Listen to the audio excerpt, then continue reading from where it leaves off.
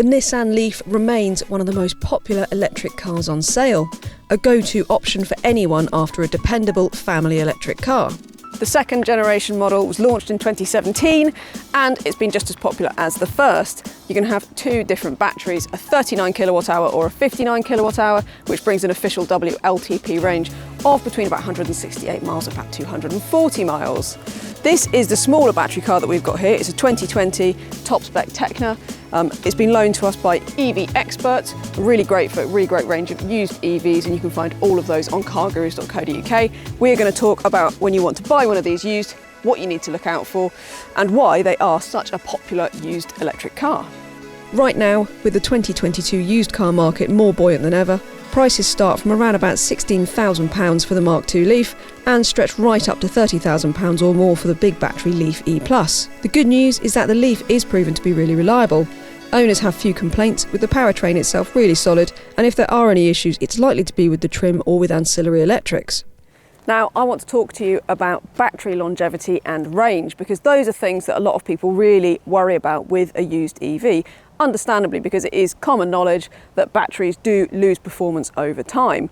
Now, how much is it going to drop? Well, that's the key question, and it does vary depending on which car you go for and how it's been maintained. The Nissan Leaf has a pretty good reputation, particularly this Mk2 one. So you can expect after 3 years, the rough kind of like estimate is about 6% that you might have lost on the actual maximum range that the car will do as that battery gradually degrades. Now, battery degradation is not linear. So these cars tend to lose, all EVs tend to lose a little bit of their battery performance, a bit more in the first few years, and then it plateaus, and then it will probably drop a bit faster when the cars get really quite old. After 10 years and 100,000 miles, you're probably looking at more like 15 to 20% battery loss. With the Leaf, the key thing is to check the battery health bar. It should have 12 segments to it, and if there's any less than that, it means that the range will be a bit less than when it was new. When you go and look at the car that you're considering, ask to see it with the battery fully charged, so it's got 100% that it will take, and look at what the range estimate is on the car. Bear in mind that that might have been affected by how the car's been driven previously. Ask the previous owner or the dealer about the car and get a feel for how it was used, and you really shouldn't have any problems, especially because the real world range is pretty good on them, but I will come back to that a bit later in the video. The boot's a really decent size and you'll get a big dog or chunky buggy in there, no worries. The rear seats do fold down too, but they leave a big step up, so loading in a longer item might be a bit of a problem. The rear seats offer loads of passenger space, more than you get in your typical family hatchback such as a Ford Focus for instance, and of course there are 2 pairs of Isofix fittings if you need them. In fact, when it comes to safety generally, this version of the Nissan Leaf fares well in crash tests, and it comes stuffed with safety aids including semi-autonomous Pro Pilot mode on top spec Tecna models. The Nissan Leaf's interior is not bad actually. When you're buying a used one in particular, you always want to see how well it's worn, and this is wearing the miles really well. However, I do think that one of the weak points with this car is the driving position, because it's a bit short of adjustment. So the wheel adjusts to go up and down, but it doesn't go in and out. So if you've got particularly long or short arms, that can be a bit of a pain. I also feel that I want this seat to drop lower. This is as low as it goes, and yet it still feels like you're kind of perched quite up high. So I think it just needs a bit more adjustment to the driving position really, and definitely I'd say, you know, your BMW i3, even your MG ZS, I'd say they have better driving positions than the Leaf. All of the Leafs get this infotainment system which gets your Apple CarPlay, Android Auto, you get sat-nav, you get all the features that you want. The graphics, they're definitely not the best, and the screen does show up fingerprints really badly. There are better systems out there. I would say again the BMW i3, definitely a better option for infotainment. Bose sound system's really good that you get in this top spec Tecna model. Now, you see a lot of Tecnas and a lot of N connectors, which are the 2 higher spec versions. You don't see many of the base Accenters, but they are well enough equipped. You still get a reversing camera, adaptive cruise control, and really kind of the stuff that you really need on the base Accenter, but you can only get that with the smaller battery.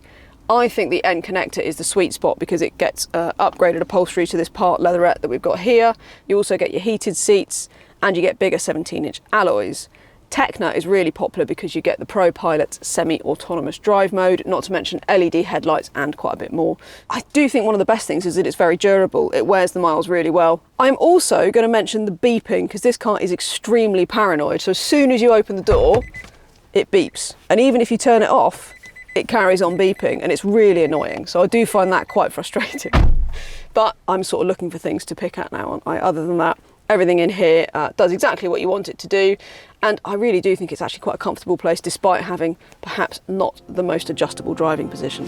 As for charging, if you go for the big battery Leaf E+, you get rapid charging of 100 kilowatts, which will deliver an 80% top-up in around about 35 minutes, or a 100-mile top-up in more like 20 minutes. The smaller battery Leaf has a maximum charging rate of 50 kilowatts and will take more like 40 minutes for an 80% top-up. The bigger problem with charging the Leaf is that it uses a CHAdeMO socket. This isn't the end of the world, as there are many CHAdeMO-compatible rapid chargers around the UK, but they're not as common as the CCS chargers that almost every other modern EV uses. Plug into your standard home car charger, and the Leaf will be fully charged in between 6.5 and 10 hours, depending on which battery you have. First, I'm going to talk about the real-world range, because I think that's probably more of a priority for most people. So like I said, we're in the smaller battery Leaf here. Real-world range, at the moment, we are in almost ideal conditions, so it's sort of 24 degrees out. It's really lovely, nice summer day, kind of middling to slow driving, and you're getting the absolute best range that you will get out of an electric vehicle. That's when they're at their most efficient, and we're seeing quite easily actually about 140 miles to 150 miles out of this car, and that's with a few motorway miles as well. Worst case, I think you're going to see more like probably dip down towards about 120 in the winter on the motorway, this kind of thing. So do bear that in mind. As for the long range, similarly, I think real world in these kind of conditions in the summer, you're talking more like probably around about 220, 230. You might even see it inch up towards the actual claimed figure. It's really not unreasonable to expect that. In the winter, that's when it will dip, and you will see it drop right down to more like sort of 200 miles or slightly under. The Leaf is pretty good, really. You normally see, I think, reasonably 3.1 to 3.2 miles per kilowatt hour. So one of the more efficient EVs out there. And when it comes to how it does drive, it's just very pleasant, really. There's nothing exceptional about it. You do get slightly different performance if you go for the different batteries. So the standard Leaf gets 147 brake horsepower, 0 to 62 in 7.9 seconds. If you go for the E+, which is the big battery, that gets 215 brake horsepower. They're both front-wheel drive. You don't ever get four-wheel drive in the Leaf. The E+ also goes a bit faster, so 6.9 seconds to 62 miles per hour. And honestly, who really cares? Because this is not the kind of car that you drive around trying to achieve your best 0 to 62 time in. It's very much a sit back and relax. Enjoy the really lovely, very nice progressive throttle response. It's a big improvement in this over the previous generation Leaf, which sometimes it was quite unpredictable at parking speeds actually. It can be a little bit hard to judge sometimes for smooth stopping. The whole thing just feels actually very familiar. It's just like driving a normal car, and I think that's one of the reasons people really like the Leaf, is because it's very unintimidating if you're coming to it for the first time from a petrol or diesel car. Now, one of the things that the Leaf is most well known for is its one-pedal drive mode, or E-pedal as it's known, which you access by this switch down here. The Leaf sort of pioneered this, and what it means is that the brake regeneration, which means that the car feels like it's braking when you lift off the throttle, it suddenly becomes so strong that you don't actually need the brake pedal at all. You can literally just drive it on the throttle. Self-explanatory, that's why it's called one-pedal mode. You don't need the brake pedal.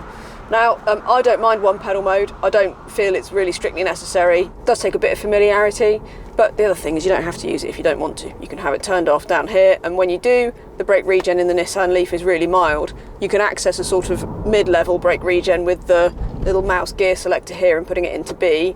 That's good for hill descents and this kind of thing. I'm quite happy just to stick it in Eco, and it's really nice. I do feel like there's quite a lot of suspension noise. That's one of the things that does bother me a bit, particularly around town or on scruffy roads. You can hear the suspension working, and at higher speeds I think you do get quite a lot of wind noise. So I wouldn't say that it's the quietest EV out there, but in terms of just generally being really confident, calm, peaceful, it's exactly what you want.